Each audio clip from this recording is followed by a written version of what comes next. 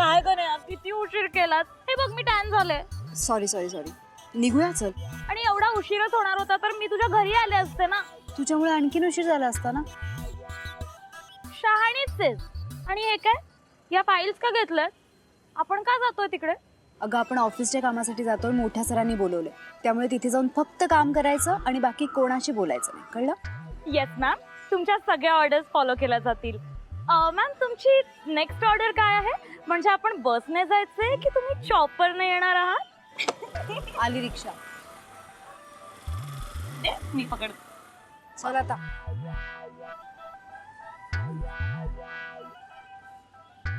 चला. आने वाली है, आने वाली है.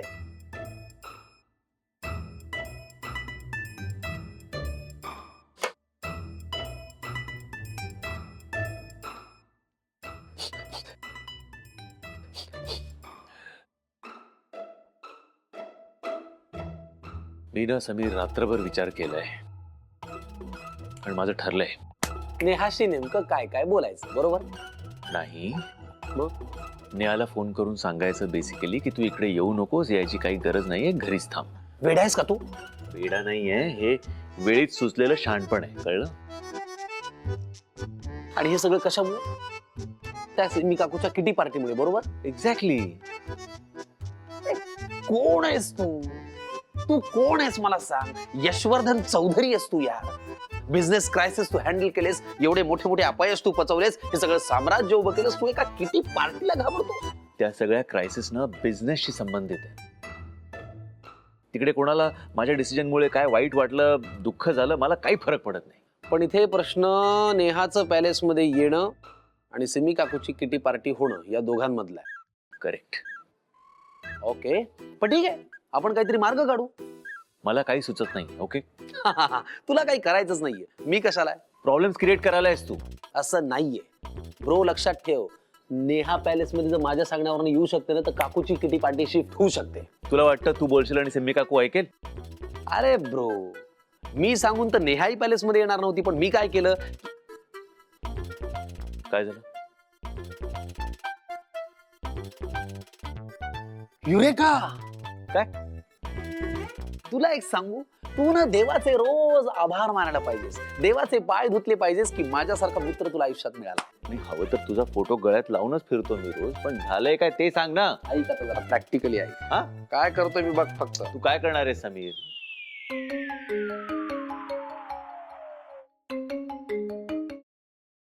बोल समीर. समीर नाही, मी बोलतोय. कोण मी? हा समीरचा नंबर आहे, तुम्ही कोण बोलताय? हाच तर प्रॉब्लेम आहे. या घरात मला माझी ओळख सांगायला लागणार आहे का? पप्पा बोलतोय मी, पप्पा. पप्पा? आय एम एक्स्ट्रीमली सॉरी, मी तुमचा आवाज ओळखलाच नाही. या घरात मला अजून कोणीच ओळखलेलं नाहीये. आता मी काय सांगतो ते शांतपणे ऐकायचं. माझा फोन बंद पडलेला आहे, म्हणून मी समीरच्या मोबाईलवरनं कॉल केलेला आहे. बोला ना पप्पा. हा, आता या घरामध्ये जे काही तुमचं ते ठरलेलं आहे, पार्टी का फार्टी आहे. तिची पार्टी पप्पा? तेच केट्टे पार्टी का फेट्टे पार्टी, ती होणार नाही. नो नो पप्पा, ते काय आहे ना की पण काय नाही, मी सांगितलं ते करायचं. ही असली थेरे या घरामध्ये चालवून घेतली जाणार नाही. पप्पा ऍक्च्युली काय आहे की सगळं प्लॅनिंग झालंय, माय फ्रेंड्स आर कमिंग, आणि प्लीज तुम्ही जरा माझं ऐकून घ्या. ऐकून तुम्ही माझं घ्यायचं. किटी पार्टी होणार नाही म्हणजे नाही. जमणार असेल तर या घरात राहायचं, नाही तर चालू पडायचं. पप्पा पप्पा प्लीज लिसन.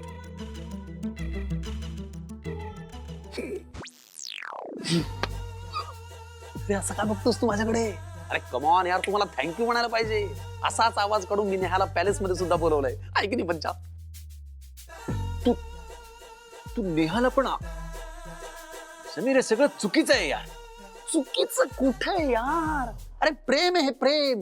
प्रेमात आणि युद्धात सगळं काही माफ असतं. तुझं ज्ञान आहे ना तुझ्याकडेच ठेव. मी नेहाला आता फोन करणार, सगळं खरं खरं सांगून टाकणार आहे तिला. यार असं काही तू करणार नाहीयेस यश, मी तुला आत्ताच सांगतो. समीर, तुला माहितीये मलाही हे सगळं आवडत नाही. आय नो तुला खोटं बोललेलं आवडत नाही, पण आहे तुझ्यासाठी नेहा आणि तुझं नातं महत्वाचं आहे की तितकीच महत्वाची आपली मैत्री आहे. प्लीज यार, तुला शपथ आहे, फोन नाही करायचा. बिलीव्ह मी, नेहा यायच्या आत घरामध्ये कोणी नसेल, फक्त शांतता, तू आणि नेहा.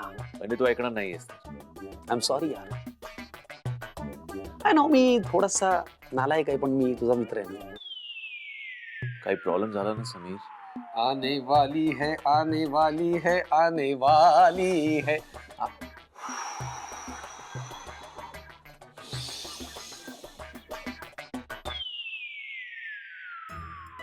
हॅलो काकू.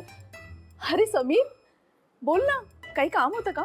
काय काकू, काम असल्यावरच मी तुझ्याकडे यायचं असं काही नियम आहे का? तसं नाही रे, पण ह्या घरामध्ये ना कुणाचं काही काम असेल ना तरच मला आवाज देतात. जशी काही मी कोणाच्या उपयोगाचीच नाही. बरोबरच आहे. हा? म्हणजे काम असल्यावरच तुला आवाज देतात हे बरोबर आहे, मी पाहिलंय आणि मी स्वतः नोटीस केलंय, खास करून सिमी काकूच्या बाबतीत. अगदी माझ्या मनातलं ओळखलंस रे तू. काकू तुझ्या मनातलं मी खूप काही ओळखतो आणि म्हणूनच मी तुझ्यासाठी टॅडॅंग टॅडॅंग हे आणलंय. काय हे? Gift voucher. Gift voucher? Spa gift vouchers. हे फक्त आजच्या दिवसासाठी व्हॅलिड आहेत काकू. हो का? तुला आजच्या आज इथे जायचंय. हो.